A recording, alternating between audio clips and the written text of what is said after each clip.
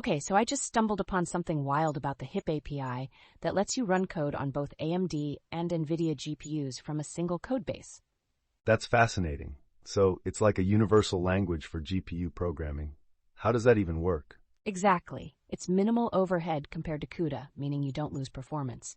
Just imagine coding once and running anywhere. Whoa! So you can leverage all those cool C++ features like templates and lambdas without rewriting everything? That's a game changer. Right?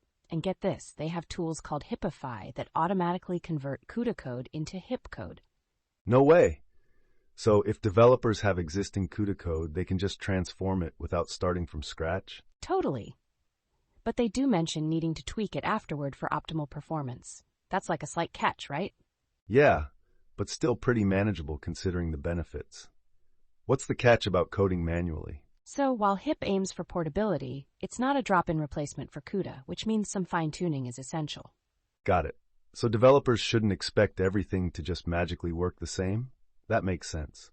Exactly. They need to consider specific cases for either platform to really get the most out of it. I'd love to know more about how it deals with performance. Is there a significant impact using HIP? Great question. The idea is that coding in HIP offers performance on par with writing in native CUDA without added overhead. That's impressive. So it's like keeping the speed of CUDA but expanding access to wider hardware. Yes, and programmers can dive straight into HIP if they're new to GPU programming, which makes it super accessible. I love that. Have you looked at any of the example codes? They probably make the learning curve easier. Totally. The ROCm examples repository has tons of samples from simple to advanced. It's a treasure trove for new users. That's awesome.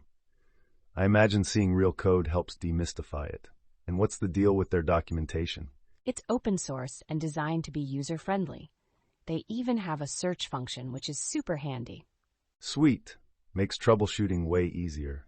What about the different branches in the repository? Glad you asked. They've got a develop branch for new features, but that's potentially unstable. Then there's the main stable branch. So basically, developers can choose stability or explore new features. That's a smart design. Exactly. Plus, the release branches correspond with each ROCm release. It keeps things organized. I love this dual structure. It's like giving developers the best of both worlds. Oh, and the release naming convention is super straightforward, like ROCmx.iy for easy tracking. So keeping tabs on updates wouldn't be a hassle. I like how they've thought of everything. For sure.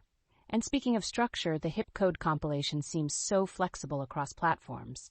Right. It's appealing to think you can compile for either CUDA or AMD systems with one codebase. Definitely. I heard you can even isolate platform-specific features with conditional compilation. That's brilliant. It's like having customized features without rewriting the whole code. What a win. Absolutely. They've really built a robust ecosystem around HIP. Makes me wonder how quickly we'll see adoption. I can see it taking off. The flexibility alone is a huge draw, especially for developers juggling both platforms. Exactly. And think about the community around it being open source.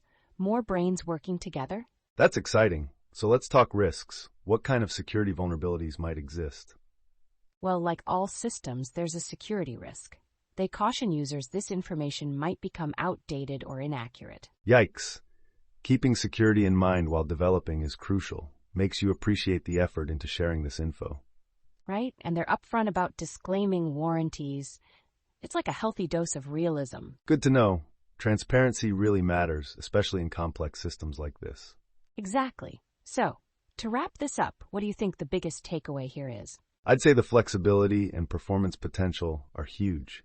It's opening doors for developers everywhere. Definitely. And it feels like we're witnessing the evolution of GPU programming. I can't wait to see where it goes. Right? It's such an exciting time to be in tech.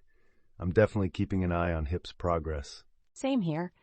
But I wonder, what does the future hold for developers who embrace this kind of portability? Only time will tell. But I have a feeling it's just the beginning of a much more unified programming landscape.